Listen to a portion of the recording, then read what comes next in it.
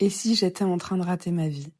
Il y a des phrases comme ça qui s'incrustent dans ton crâne, qui débarquent en silence et qui d'un coup prennent toute la place. Moi, cette phrase, elle m'a collé à la peau, comme une angoisse sourde, comme une présence invisible qui me suit dans les supermarchés, sous la douche, dans mes scrolls Instagram. Alors aujourd'hui, j'ai envie de poser cette phrase-là, au milieu de nous, et de la regarder bien en face, de l'ouvrir en deux, pas pour la juger, mais pour qu'elle arrête de nous gouverner. C'est quoi rater sa vie? Est-ce que c'est avoir 30 ans et ne pas avoir trouvé l'amour de sa vie? Est-ce que c'est enchaîner les boulots sans savoir où on va? Est-ce que c'est de ne pas avoir de plan de retraite?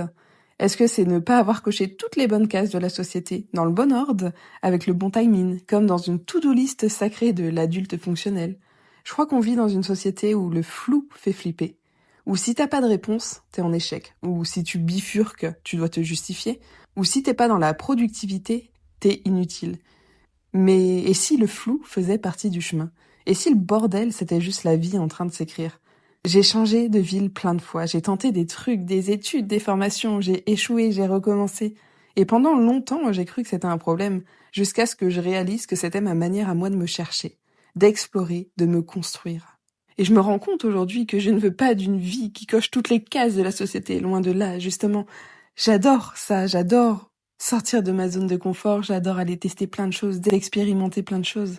Mais ça, je trouve que c'est quand même encore un gros tabou dans la société. Et tu sais, ce qui est fou, c'est qu'on a tous intégré une sorte de scénario collectif, inconscient, silencieux, mais super puissant, le script du bon déroulement d'une vie. T'es censé savoir ce que tu veux faire à 18 ans, sérieusement. À 18 ans, j'avais encore un fond d'écran Twilight et je pensais qu'une relation toxique, c'était romantique. Et à 25 ans, t'es censé être stable, avoir trouvé ta voie, ton mec, ta meuf, ton assurance habitation, ton plan de retraite. Être quelqu'un de rassurant à table, tu vois? Être quelqu'un de rassurant pour la société.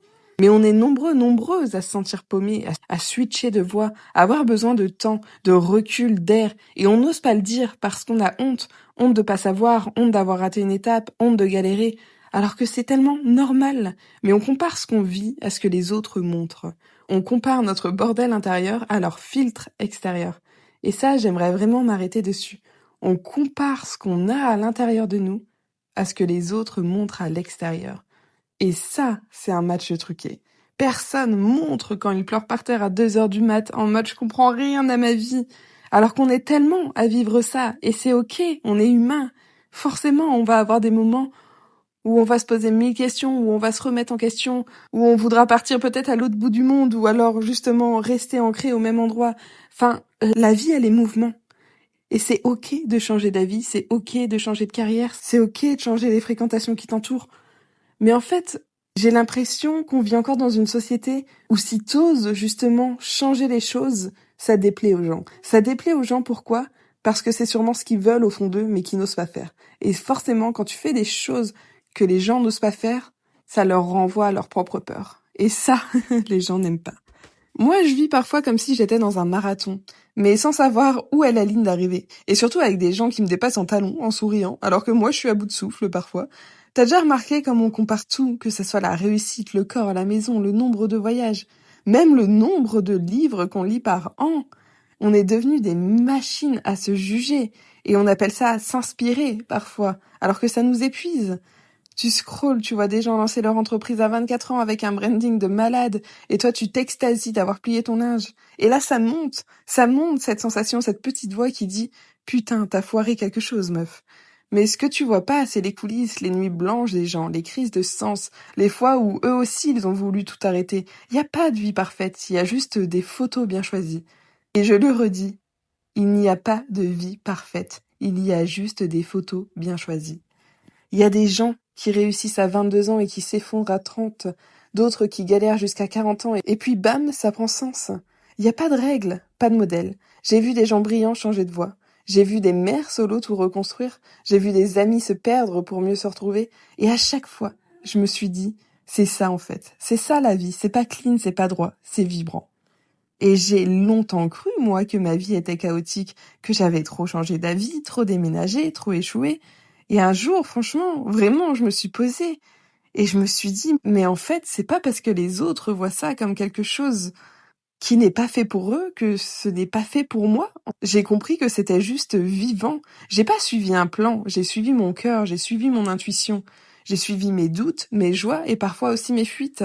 Et je pense que la question qu'il faut se poser aujourd'hui, c'est et si on ne pouvait pas vraiment rater sa vie? Et si la seule manière de la rater, justement, c'était de l'ignorer, de pas l'écouter, de suivre des cases qui sont pas les nôtres, d'ignorer ce qui nous fait vibrer. Et je crois qu'on est tellement flippé de passer à côté qu'on oublie de marcher là où notre corps nous appelle. La vie, de toute façon, c'est pas un GPS, c'est une carte qu'on trace en marchant. Et parfois, on passe par des chemins qui servent juste à apprendre quelque chose, pas à arriver quelque part. Et ça, c'est pas à rater, c'est expérimenter. Le chemin que vous êtes en train de faire, ce n'est pas un chemin à rater, c'est de l'expérimentation. Et je pense que c'est une des plus belles choses qu'on puisse vivre et qu'on puisse s'offrir. Expérimenter notre vie. Il y a un côté excitant d'aller expérimenter sa vie. Alors que je trouve, si tu suis toutes les cases qui ne te correspondent même pas, parce qu'on est d'accord que ces cases correspondent très bien à certaines personnes, mais si toi, tu sens au fond de toi que toutes ces cases-là qui nous disent de cocher, ça ne vibre pas avec toi, alors c'est ok. Va expérimenter ta vie, va trouver ce qui te fait vibrer. Je pense que chaque soir, avant d'aller se coucher, on devrait tous se poser la question: qu'est-ce qui m'a fait vibrer aujourd'hui? Et j'ai envie de te partager quelque chose qui m'a vraiment libérée. Ce qui dépend de moi, c'est comment je choisis de voir ce que je vis. C'est pas ce qui nous arrive forcément, c'est comment on le traverse. Tu sais, peut-être qu'on a juste une vision trop rigide de la vie, trop lissée, trop influencée. Moi, je sais très bien que ma vie, elle n'est pas parfaite, mais elle est alignée de plus en plus. Et parfois, je la rate dans les standards extérieurs. Mais intérieurement, je me sens vivante et libre. Et ça, pour moi, c'est inestimable. Ma liberté, je pense que c'est ma première valeur dans ma vie. Et je ne laisserai plus jamais quelqu'un toucher à cette liberté. Alors tu sais quoi, si tu te sens seul, j'ai juste envie de te rappeler aujourd'hui que tu n'es pas le ou la seule à douter, à flipper, à te dire merde, je suis en train de tout foirer. T'es pas seul à pleurer en douce, à t'interroger, à avoir envie de tout plaquer parfois. Et c'est peut-être ça notre point commun. On veut tous vivre quelque chose qui a du sens. On veut aimer, être utile, créer, servir, vibrer. Et moi je pense que c'est ça, réussir sa vie. Alors peut-être que ta vie n'est pas instagrammable, peut-être qu'elle est bordélique, pleine de tentatives, pleine de changements de cap, de j'y arrive plus, et peut-être que c'est pour ça aussi qu'elle est belle. On veut tous réussir, mais on oublie que la réussite c'est pas un trophée, c'est un ressenti. Et si aujourd'hui t'as juste envie de respirer un bon coup et de te dire je fais de mon mieux, alors t'es peut-être déjà en train de la réussir, ta vie. Si t'écoutes cet épisode en te demandant si t'es à la bonne place, respire. T'es exactement là où tu dois être pour l'instant. Tu vis, tu ressens, tu traverses, tu te remets en question, tu te relèves. Et rien que pour ça, c'est énorme. Peut-être que tu te cherches encore, peut-être que tu changes et peut-être que c'est ok. T'as pas à réussir ta vie selon des critères extérieurs. T'as juste à l'honorer, à l'habiter, à la vivre pour de vrai.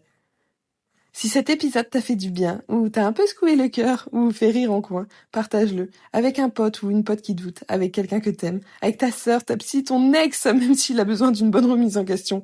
Parfois, une phrase peut changer une journée. Alors si tu sens que celle-là mérite d'exister ailleurs que dans tes écouteurs, fais-la voyager.